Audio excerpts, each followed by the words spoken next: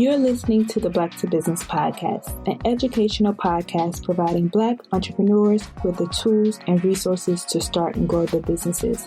We chat with vetted Black entrepreneurs, thought leaders, and business owners as they provide tips and resources to help take your business to the next level. I'm your host, Monique T. Marshall.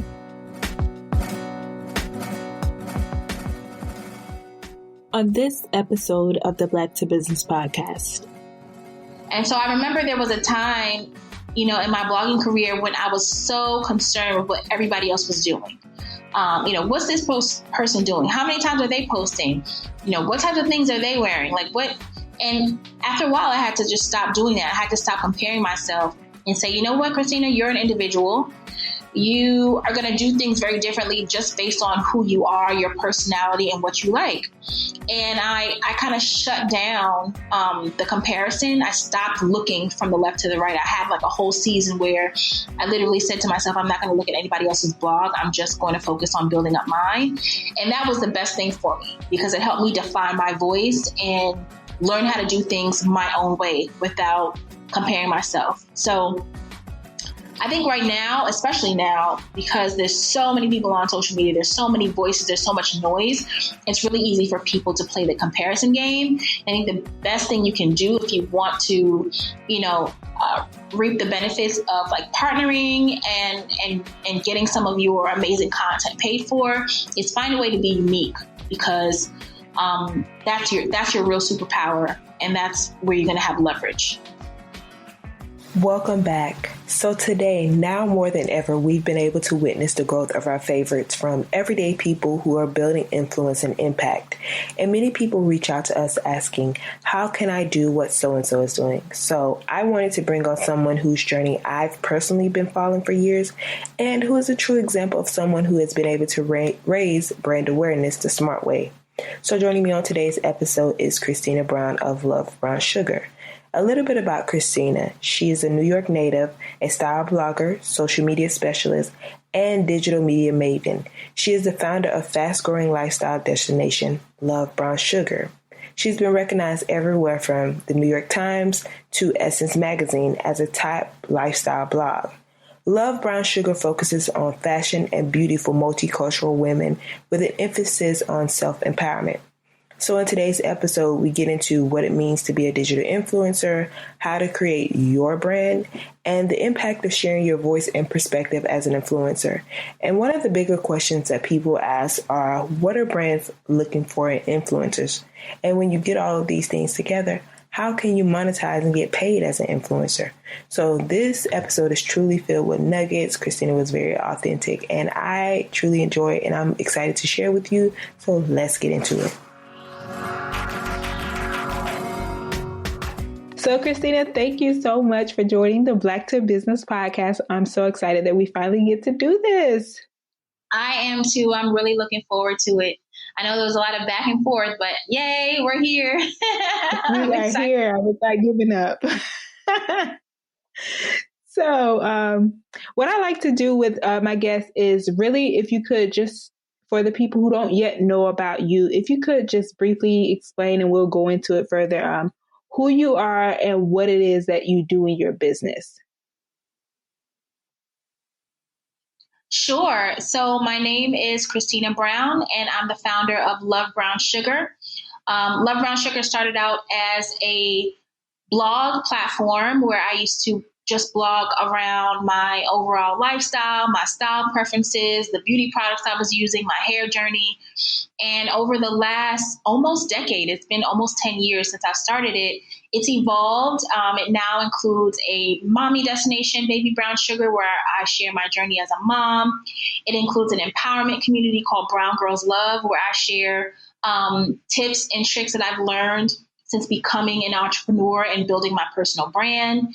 And I also now do quite a bit of marketing consulting work with different clients, corporate clients, small independent brands. So it's kind of a full multifaceted platform that, has everything from content to strategy.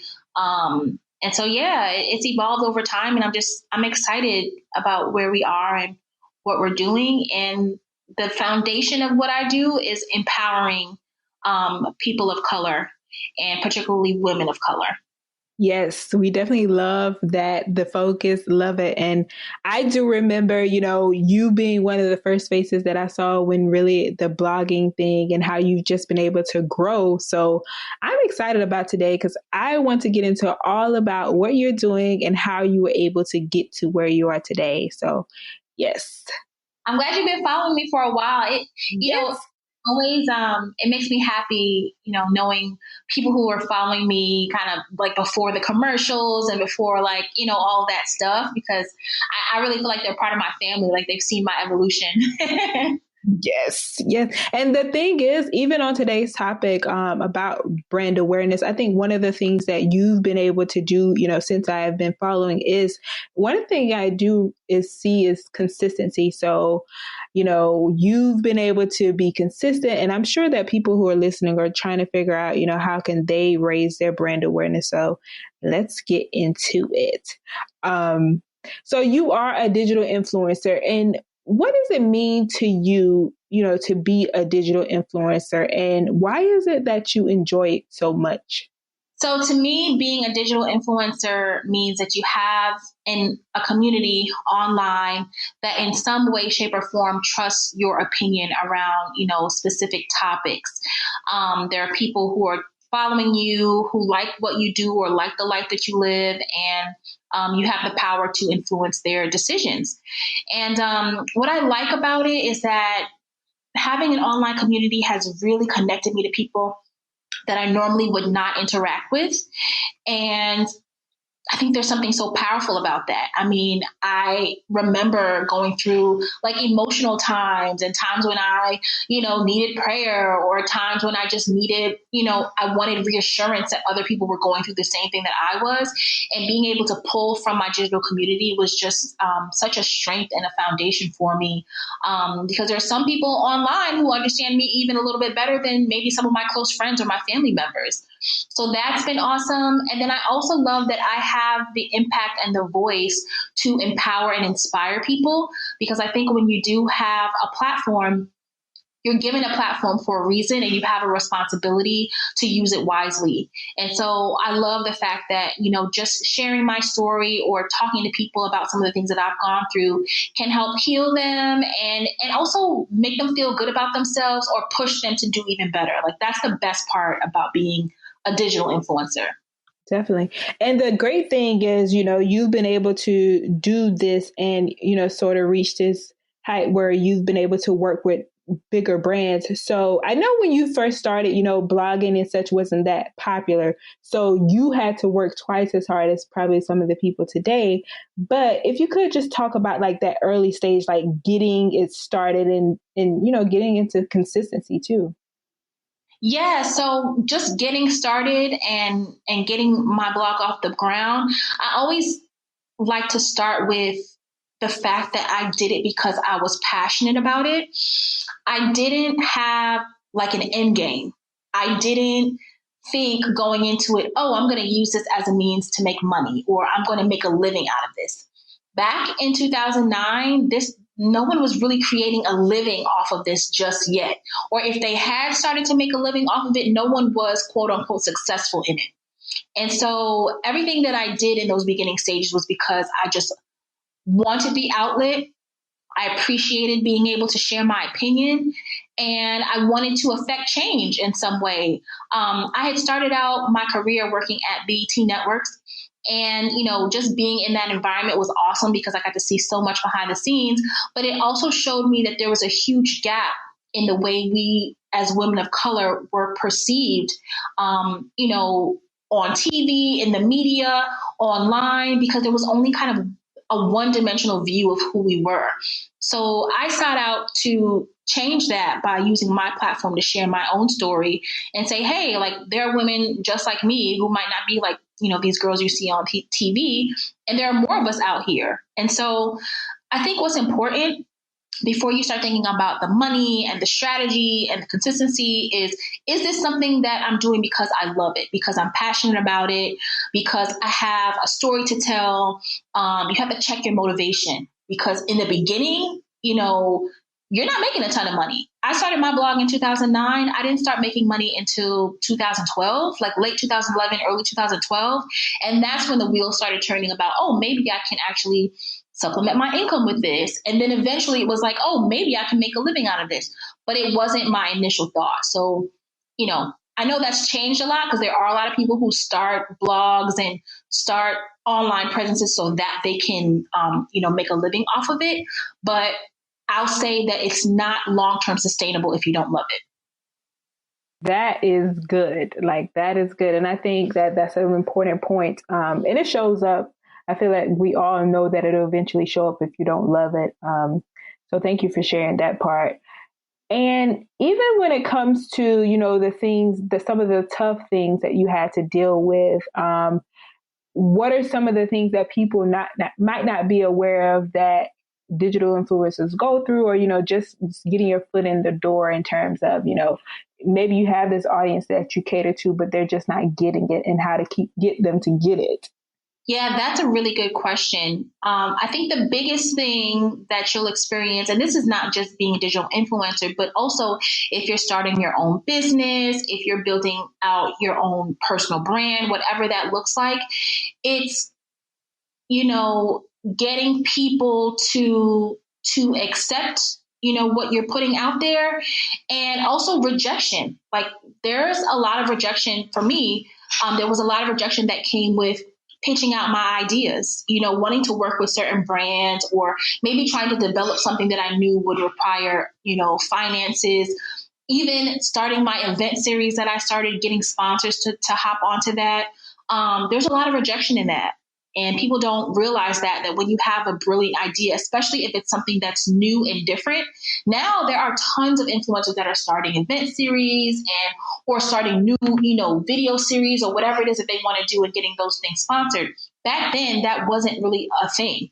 Like, sponsors were really looking at magazines and, television shows and things like that to sponsor. They didn't care about influencers. So rejection was a big thing that I didn't realize would come along with it.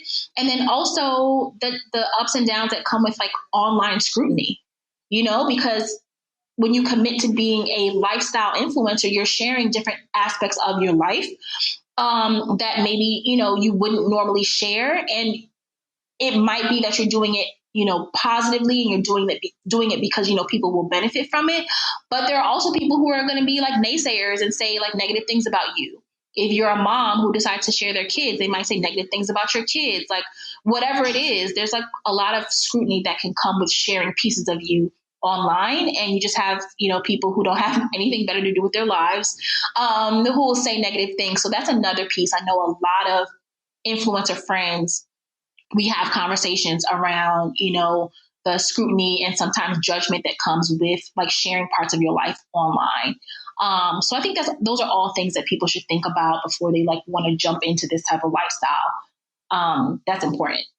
So even, in your journey, you've been able to work with some major brands and experiencing those difficulties. What do you think are some of the things that finally clicked with those brands that stood out for you, and, others can take heed and do the same?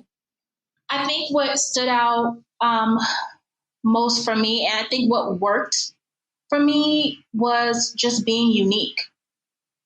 Because at the end of the day, brands that are looking to partner with anyone who has an influential voice, or anyone who has a unique story to tell, they're coming to you because of your perspective.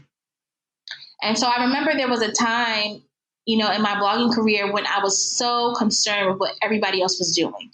What's this person doing? How many times are they posting? What types of things are they wearing? Like, what?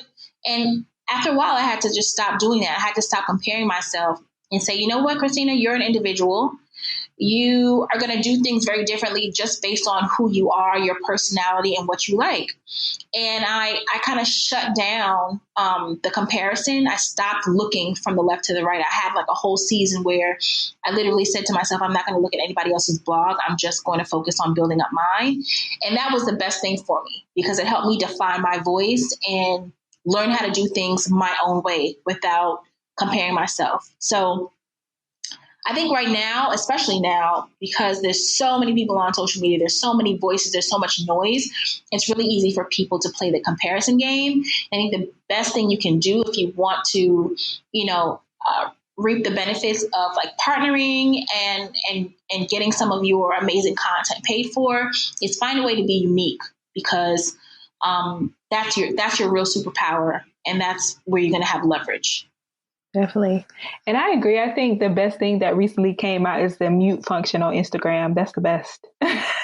Yes. Mute those people. Seriously. Do what you have to do to make your peace and focus on you.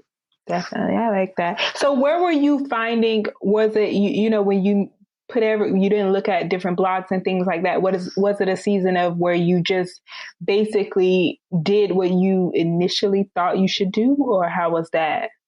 So back in the day when I used to have my website was on Blogger, was hosted on Blogger. So you had like a .blogspot. So for the longest, I was like LoveBrownSugar.blogspot.com. And back then you used to have a section on your website called like a blog roll. And you could put a list of all of the blogs that you really liked and you wanted to share with your audience, because either they were very similar to yours or you just read them every day. It was like a way for you to shout out your friends. And so at the time, I had a blog roll on there, and I remember I would go to my blog, and instead of going in and writing up my post or thinking about what I wanted to talk about that day, I would spend a whole hour, like my whole lunch hour, going through that blog roll and seeing what everybody else was doing. So I deleted it. Right. And so now, it's years later. There's no such thing as blog rolls really anymore. People don't do that anymore. But it's the same thing on platforms like Instagram and Facebook. You can literally spend hours just combing through what everybody else has going on. But if you set some intentions and instead say, okay, I'm going to spend, 10 minutes on here, telling the world what I want to tell them today, and maybe another 20 minutes kind of seeing what else is going on, what current events are happening, and then hop off, I think you just save your sanity. But if you can literally sit there in front of it, for hours at a time, like looking at what everyone else is doing, you're literally watching everyone else live their life and not living your own. And so I think that's what it was for me, just refocusing and making sure that I was living my best life and putting out to the world what I wanted them to see before comparing myself to what everyone else was doing. I felt that one. I really felt it, because it's real. We can spend so much time just scrolling and look up and it's gone. The whole hour is gone. So yeah, I'm going to practice that one. Thanks. And so the good thing is, like, I really wanted you on the show too, because I feel like you're a perfect example of someone who has been that true transition. So you talked about the fact that, when you first started, brands it wasn't as many influencers out there. So now it's like brands are knocking on the door. How do you feel like they are taking advantage of the opportunities that are offered by, the influencers and building these businesses? It's interesting.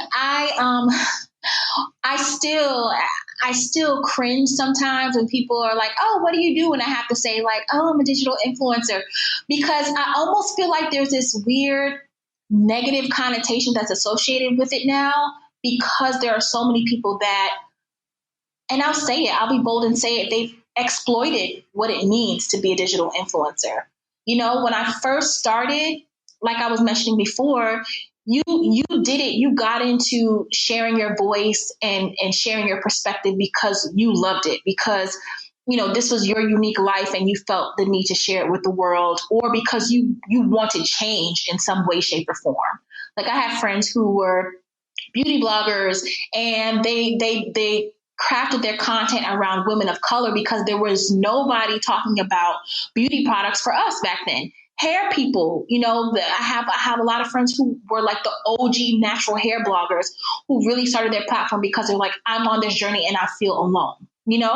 So over time, I feel like, yes, there's more competition, but there are a lot more people who are literally hopping on social media because they see, a potential money opportunity.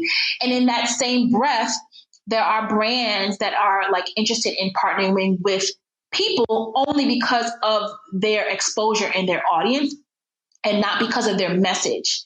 And I think that's where a lot of brands get it wrong.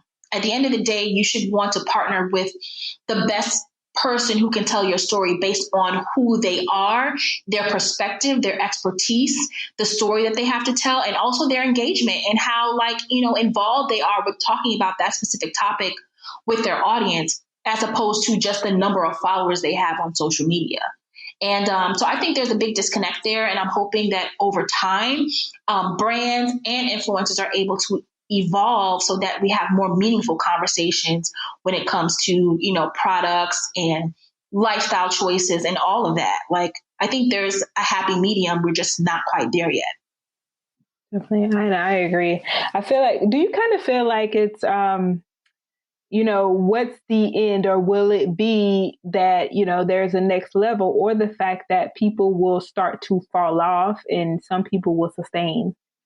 I think that is the natural evolution of anything, right? Any popular trend or thing that's really big, there's going to be some people who stick with it and evolve and end up really shaping and forming what that industry looks like. And then there are people who are just in it for the immediate, fame or fortune or whatever, and they hop off of it and they're on to something new, So I think that's natural. I think what's cool about the digital influencer realm and industry is that there's so much that can be done. Like, I have friends who have written books as a result of their digital influence. I know people who have started tech platforms and founded makeup companies and, started TV shows. You know what I mean? Like, there's so many different cool things that you can do just by developing an online community and having a voice in this space. And that's what I'm excited about, just seeing how people evolve as a result of the communities they're building. But again, it just boils back to, are you doing something? Are you talking about something that you love and that you're passionate about? Because if so, you can transform that into so many different things and really contribute to this industry. Definitely. And we're definitely talking about, how to do that the smart way. And, do you feel that, because I know you said that you weren't making money until, a year, 2 years later. So do you feel that there is a way to, or when does someone know that they're ready to start pitching brands and doing all of these extra things versus continue to focus on, building what they need to build? I think when you are at a point where you have really defined your voice and you know who you are, you know who your audience is, and you can explain that to, a potential sponsor, that's when it's probably, your time to start pitching. Whenever that is for you, it's going to depend. Some people know that after 6 months in the game. Some people don't know that until after 6 years in the game. You know what I mean? So I don't think it should be this huge rush to monetize, because when you put money on top of it and make that the emphasis, it takes away from the creative process. And I think it limits you personally. I think you should hone in on the story that you want to tell, who you are, who you think your audience is, and then evolve to, finding a way to monetize that once you figure that out. But don't rush to try and grab coins from a brand or, a potential sponsor when you don't even know who they are. You might not even know what your audience likes. You might be pitching to this brand, hey, I want to do a video series, but maybe your audience doesn't like videos. Maybe they like photos. Maybe they like when you go live. You know what I mean? Maybe they don't like a static post and maybe they want you to do an event.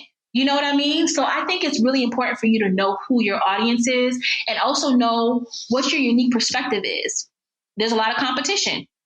A brand maybe has 15, influencers on their roster that they're thinking about sponsoring. What makes you different? Why would they choose you over the 14 other people that they have on their list? That, I think, is what's most important when it comes to figuring out how to monetize. And that it just takes time. There is no popcorn, microwave, overnight type of situation that's going to get you there. It takes time to develop that. And in talking about, it seems about sustainability, what are some of the ways that you were able to determine, okay, this is the right people that I should be focusing on, and this is why it works? You mean in terms of my audience? Your audience, definitely. Yeah, so that was definitely a work in progress. I'll say when I first started my blog, my voice and my perspective was that of like a fashion and beauty like news platform. So it was more like, hey, this is what I think about X, Y, and Z. Like this is a rundown of all of the outfits on, the red carpet at like the BET Awards, and this is what I thought about them. And girl, this is what you should have been wearing, right? So it was one of those. Then I was like, you know what? I want to switch things up and maybe start talking about my own perspective on my own style. So I remember the first time I did an outfit post and I started to show people actually what I looked like.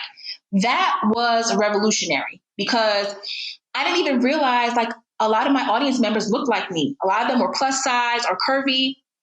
A lot of them had natural hair, and a lot of them had a body type that was similar to mine. So I was like, man, I've been holding back this whole time and not even showing people my face or telling them what I look like or what my style preferences were because I thought they wanted to hear my opinion on celebrity style. And that wasn't the beat. The beat was, hey, you're talking about like issues that you've had with self-esteem around your legs or your hair or whatever. And I relate, So I think at the beginning, I was so focused on what I, thought people wanted that I had to step back and evaluate, what's been most successful. The most comments and the most interaction I got was from people hearing my personal story or seeing my images. And that's when I started to shift my platform to be more about my life and my personal perspective as opposed to what was going on in the media. Because there are 10,000s of other blogs at the time that were talking about the red carpet or that celebrity and what they wore. But no one was talking about me because I'm me. They can't talk about me. So it was really eye-opening for me. So in this experience, have you had to say, or can you recall a scenario or a situation where you had to say no to something that wasn't in alignment? Oh, absolutely. I say no all the time. Why? Yeah, a lot of people don't realize that, you'll see maybe pop up on my feed that I did a sponsored post here, whatever. I get hundreds of pitches every week from people that I literally say no to. And it's a lot of times it has nothing to do with how much they're offering. It has nothing to do with, who's behind it. A lot of it is about, does this brand or company or, initiative, does it gel with me? Does it align with my mission? Is it empowering women of color? Is it, providing an aspect of my life that I feel like I want to share? Is it useful for people? You know what I mean? That's what's most important to me. And I think that's where a lot of people miss the mark. When they first start, it's like, oh, this person's offering me money, let me take it. But what about your brand? What's the strategy around your brand? You don't want to be aligned with a company that in 2 years you look back and you regret it. Man, that didn't really gel with me and I only did it because of the money. You'll regret it. So for me, I would say 80% of the pitches that come across my desk, I say no to. And the 20% that I feel like makes sense, I say yes to, and we figure it out. Are there times when I have to turn things down because it just doesn't make sense for my rate and the amount of time it would take and the money they're giving me? Absolutely. Because I'm at a point now where my time is money. I'm a mother of 2. I manage multiple businesses. If someone's approaching me and unfortunately they just can't afford my time, that just is what it is. And I think I'm at a place now 10 years in where I can demand that.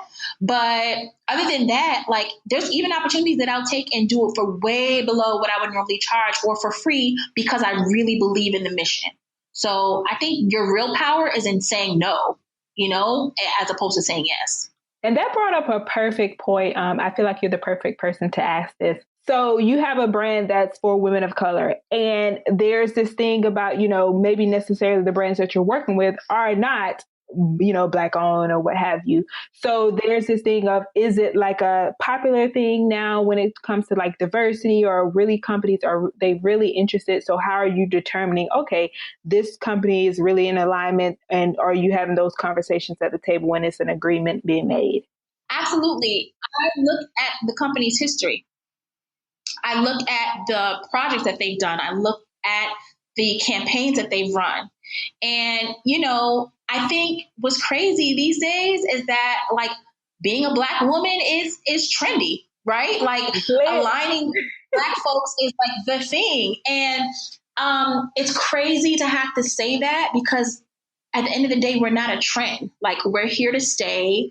We have always commanded, you know what I mean, a lot of attention and notoriety because we're creatives at heart. Like, we set the standard when it comes to like pop culture. And so it's sad that it's like trendy to align with people of color. But at the end of the day, like, I think it's important for us to have a voice. And so I'm accepting of the fact that more brands want to work with us, because at the end of the day, we're not going to change anything if, you know, things stay the same. If they're always pushing like general market and never wanting to include people of color, nothing is ever going to change. So I think it's important to say that up front and to establish that. But when it comes to them approaching me and saying, hey, we want to do something with you, if they're the type of brand that doesn't normally have diversity, I jump on it, because I think it's important that they're opening the door for, like, you know, women of color, people of color to be included in the campaign. And my hope is that they're not just choosing me because I'm a person of color. But even if that is the case, great. That means that if I do a banging job, if I bang it out the park and show them that we are, you know, capable, if not even more capable than the other people in that campaign, that means they're going to book somebody else that looks just like me. And we're changing the narrative and changing the conversation immediately. So I think that's awesome. I also try to align with brands that already place diversity at the forefront of what they do with their campaigns. Because I feel like if they're doing it right, then they're going to continue to do it right. So, you know, it really depends. It's about the campaign, it's about the brand, and it's about the message. If the message gels really well with me and I can add some bit of diversity to that campaign, then I'm all in. Definitely. And one of the things is too that, you know, when it comes to like brand awareness and different things, it seems like when you go look at Instagram or all of these different platforms, people who are influencers only share or this portion of their lives. So it's like this graphics on the Instagram, but do you have this balance where you share like your personal, and when do you feel like it's oversharing? That's a really good question. I have definitely been a champion for transparency, and I think a lot of it had to do with some of the things that I went through and realizing that, man, I'm probably not the only one going through this. So how much more impactful could it be if I just share this? I think when it comes to oversharing, everyone's definition of oversharing is different. Some people are very comfortable talking about, you know, how they handle disciplining their kids. Some people are very open talking about past relationships. Some people are very open talking about their wigs. You know what I mean? Like, other people, it's like, I don't want nobody to know that this hair is not mine. You know what I mean? Like, everyone's definition of transparency is different. So I think it depends on what makes you comfortable. You shouldn't just be posting things on social media because you think it's going to get you likes or followers or engagement. Post it because it's something that you're passionate about. Post it because you think it's going to have a positive impact. So I think that should be at the forefront. Like, whatever you're comfortable with is what you share. But I don't think anyone has a right to say, hey, this person is oversharing versus this person is not sharing enough. You just don't have that right. And that's something that I try to stress to people, you know, as they interact with my content online. There are some questions that you're going to hit me up in the DMs and I'm just not going to answer you. And it's because there's certain things that I just don't want you to know, or some things that are personal to me. And that's my right. You know, any influencer or any person who decides to share aspects of their life online, the onus is really on them to determine what they want to share. And that just is what it is. For years, you had folks like Beyonce who would get in those interviews and they wouldn't say a damn thing about their personal lives. Like, that was just, they were media trained. You know, they had X, Y, and Z as the answer, and that was it. Now she's at a place, you know, where she's evolved and she shares so many more aspects of her life because that's just where she is in her journey right now. And I think that's okay. At the end of the day, there are some things that I share now that I would never have shared 5 years ago. So I don't think you can expect anyone to do above and beyond what they're willing to do in that moment. And people need to respect that. That's what I think. That's true. And that's a nice perspective you put on, what the levels are, the different types of things that people are comfortable with sharing. I think, I gained something because there are some people on my timeline who are wig. This is my wig and I would never, but like, ooh, no. Yes, girl. If you want to talk about that wig, go ahead. If you want to come on here and say it's your hair, then it's your hair. Listen, that's what you want to do. Definitely. So, Christina, you've transitioned and you've been able to, like you said before, you've been able to create multiple business from LoveBrownSugar. So let's talk about what are some of the things that you've been able to grow and do from the start. So you have your event Power Day and also like Mompreneur. Just talk a little bit about what that was like and bringing those into different stages. Yeah. So what's interesting about how I've evolved my brand is I've started new platforms at different points in my career based on what I thought my audience wanted and needed.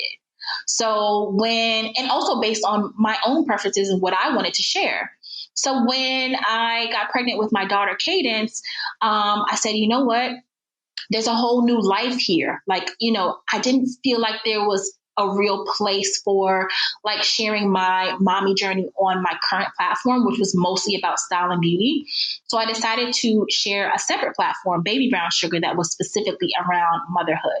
And that's something that now in this time, because I talk so much about being a mom, I'm now thinking about joining the two platforms and just, having a separate section for mommyhood on the main site. But back then I was intent on keeping them separate because I, just wanted to have those two separate journeys. So that was something that was important to me. With Brown Girls Love, that was a platform that evolved because I quit my full-time job and became an entrepreneur.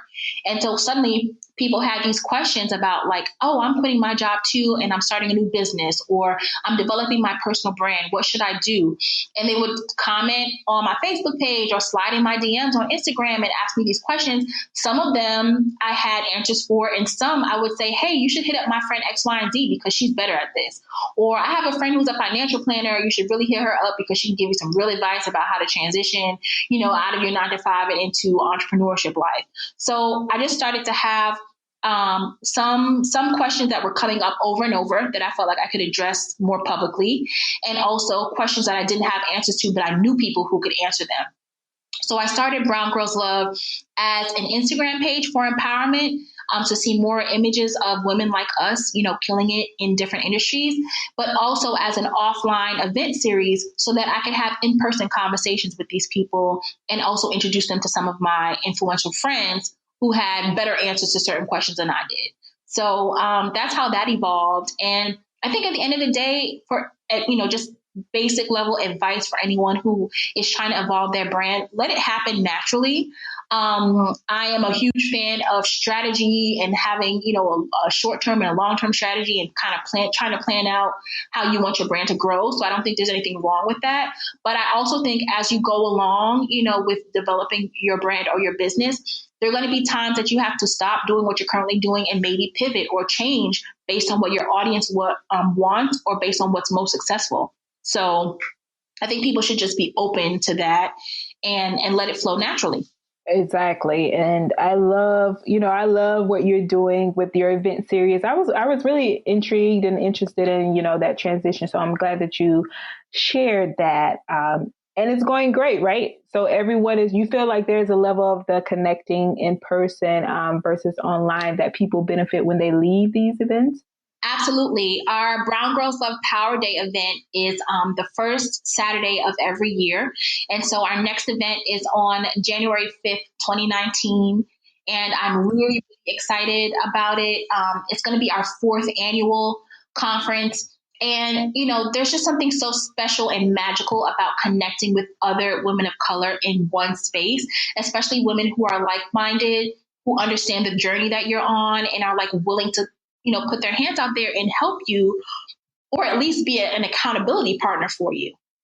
So I think that's what people love about the event is that they're not only learning from other people who've gone through the same thing, but they're connecting with and networking with other women who are along the same journey that they're on, who they can rely on and just talk to. So I love that about it. I'm so excited for our 4th annual event in January. And, every year we take it up a notch. We make it bigger and better. The first year we had like 75 attendees, and it was like a really small, intimate environment. And last year we capped off at like over 200 attendees.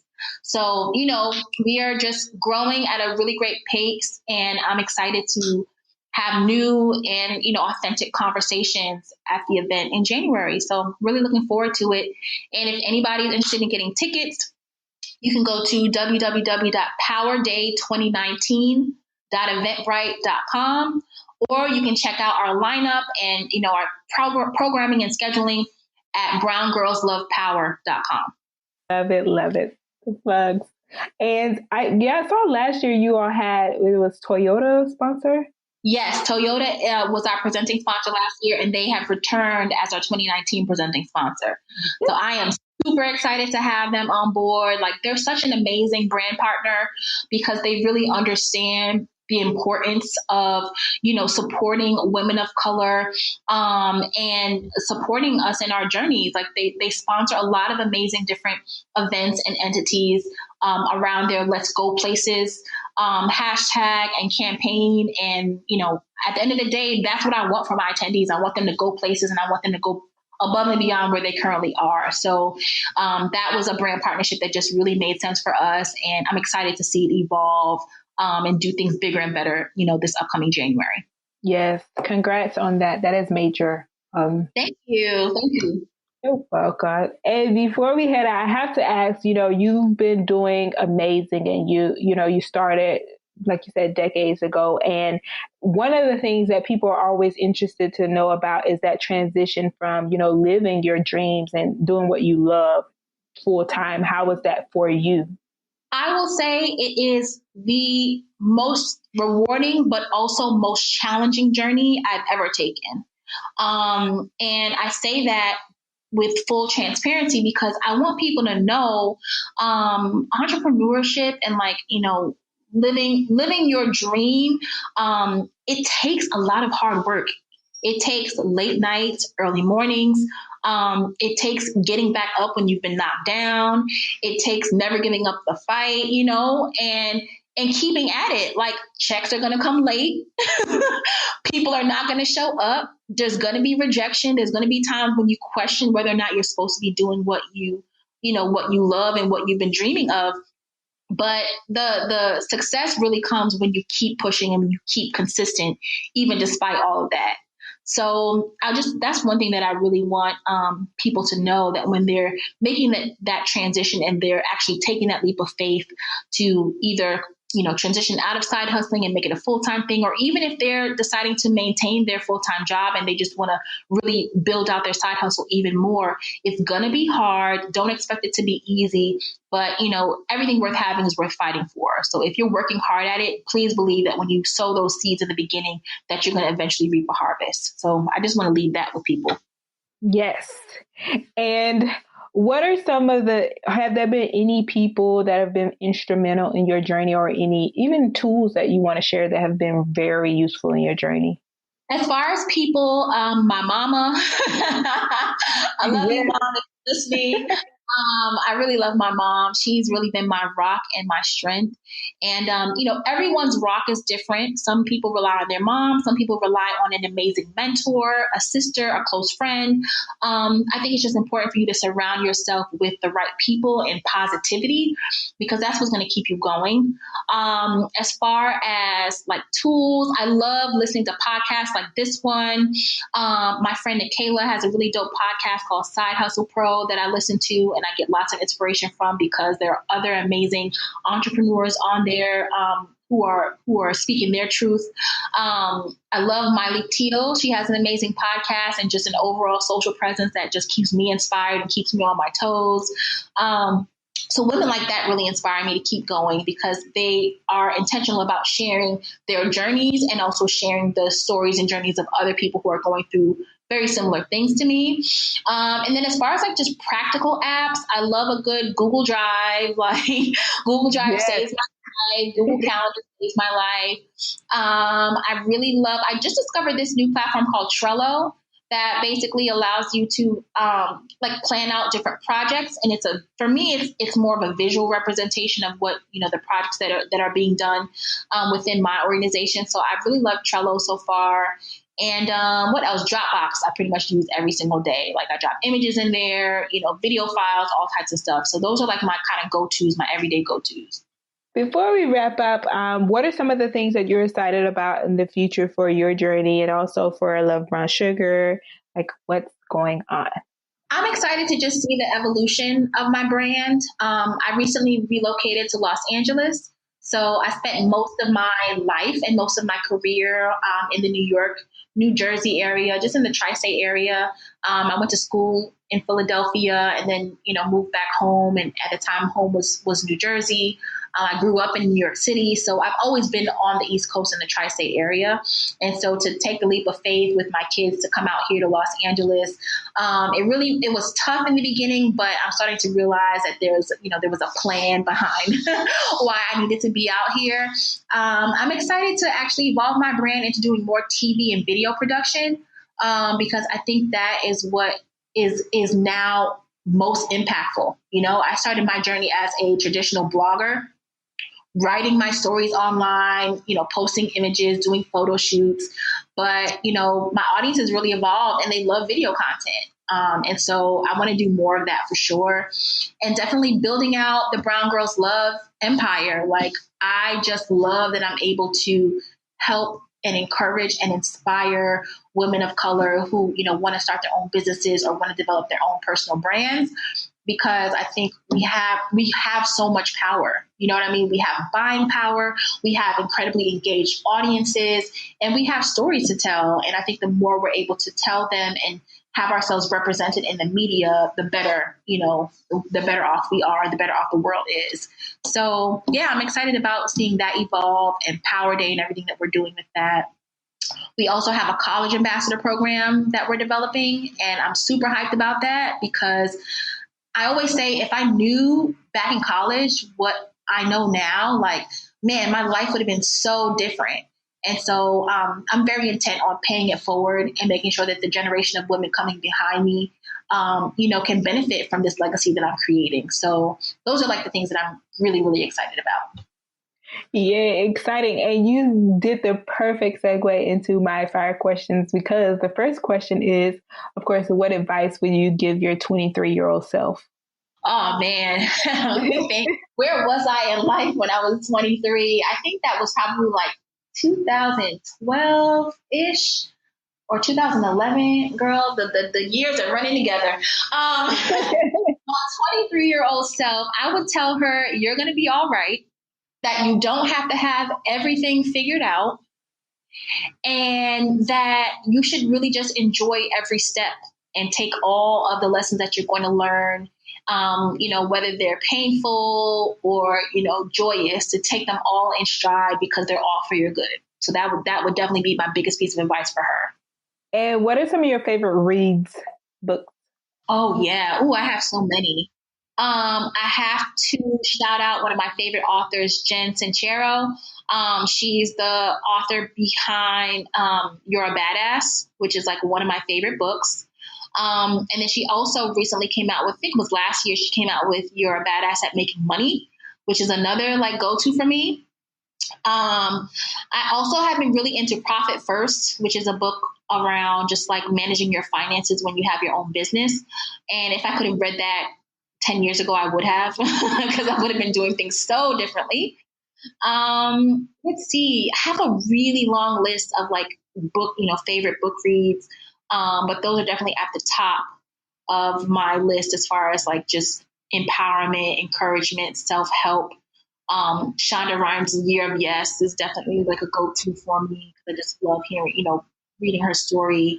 And then I have like some amazing friends who've written their own books, who are awesome authors as well. So yeah, I have a long list, but those are definitely at the top.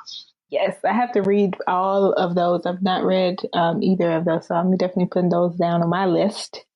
And the last question is, the last of one, is what skills do you think, or your personality traits, do you think that have gotten you where you are today? I think the skills, that's a good question. Definitely relationship building, and me being as social and open and honest as I am.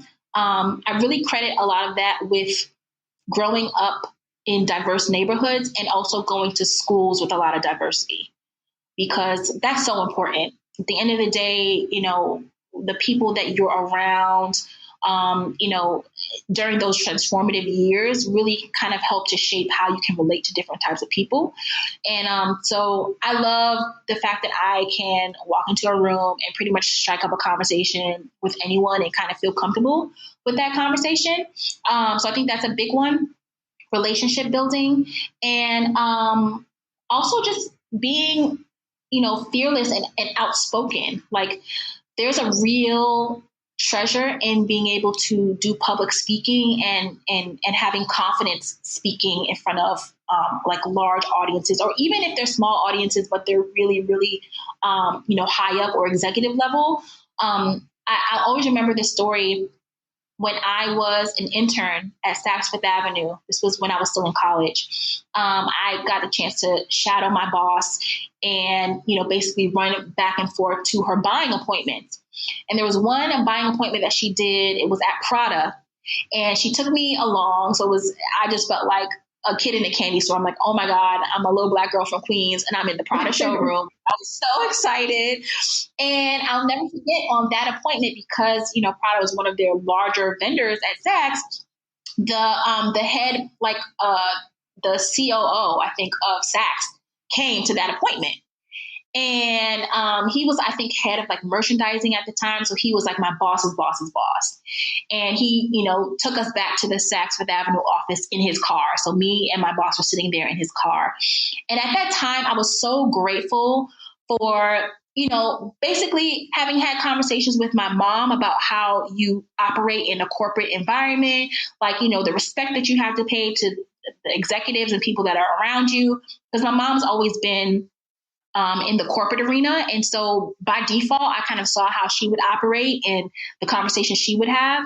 And I was grateful at that time that I kind of had that, I guess, etiquette training, that I wasn't scared of holding a conversation with him in that car. And it's not necessarily that you need corporate training in order to have a conversation, but just having the boldness to be in a room with someone really powerful and being comfortable talking to them about who you are and what you've experienced in that time. There's power there, because I remember years later when I went to Fashion Week and he was sitting front row and I was sitting, I think, in the second row or something, because I was an editor at the time. He remembered me. He remembered us having that conversation in his car that time.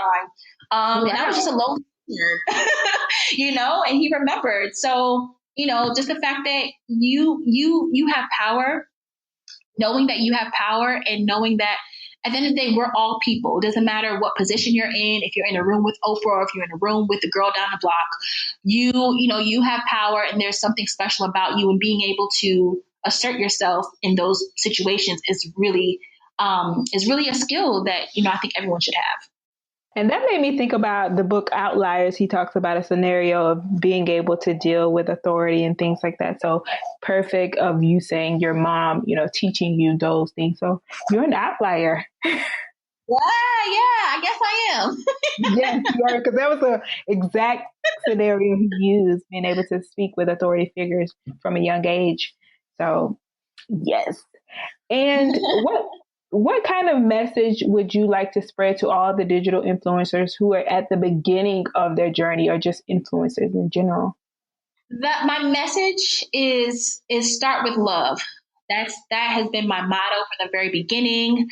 That is the name of my forthcoming book. That's really what I want people to know at this point in time, is that you have to start with a love and a passion for what you're doing. Do not make money and financial gain the focus, because you'll lose sight of it very quickly. Money does not come immediately, and also it comes and goes. And anyone who has had money and lost money will be able to tell you that that is not what makes you happy. It's not what makes your life fulfilling. Money is a tool, right? And so I think that people need to wrap their heads around having passion in what they do, and also map out what you want your story to look like, what you want your life to look like. And it's okay if things go off course and they don't go exactly according to that plan, but just having a plan and knowing internally what will make you happy, that is going to be the deciding factor for you. You know what I mean? That's going to be what, helps you to keep going. Is just knowing, hey, I'm doing this because I want my life to look like this. I want my children to have this. I want, my day-to-day to look like this. And you just go backwards from there and figure out how you craft, the life that you want to live. I love that. I think we just got some Black to Business exclusive news that there's a book coming out. So I'm excited that we're first. That is amazing. I love that title, Even Start With Love. So yes. And a host of other things that you have coming up. Please tell people, how can they find you, connect with you, support what you're doing? Absolutely. So everyone can pretty much find me on social media. I'm at LoveBrownSugar everywhere. Love, Brown, and Sugar all spelled correctly, all one word, on Facebook, Twitter, Instagram, pretty much everywhere. And as far as what I have coming up, I'm really excited about Brown Girls Love Power Day. That's happening again on January 5th, 2019. And if you're interested in purchasing a ticket, it's going to be in the New York City area. We have not confirmed the venue yet, but that should be coming at the end of the month. And so it'll be in New York City. If you're going to be in New York City the first week of the year, or if you want to plan to come, purchase your tickets now. You can go to powerday2019.eventbrite.com. Or you can go to browngirlslovepower.com to check out the website, see our speakers, see the schedule and all that good stuff. So really excited. Definitely come and hang out with us in January. Love it. So Christina, thank you so much for being on the show. And really, I thank you for being transparent and sharing your knowledge and your journey. So we really appreciate you. Thank you guys so much for having me. Of course. And we're going to continue to support, and we're excited about Power Day as well. So until next time. Thank you. Thank you, guys. Have a good one. So thank you guys so much for tuning in to this episode of the Black to Business podcast. I truly hope that you got something out of this episode. And do me a favor and share this episode with someone in your network who you feel will find it useful. So if you want to get show notes from this episode, be sure to visit blacktobusiness.com/EP37-Christina Brown. So until next time.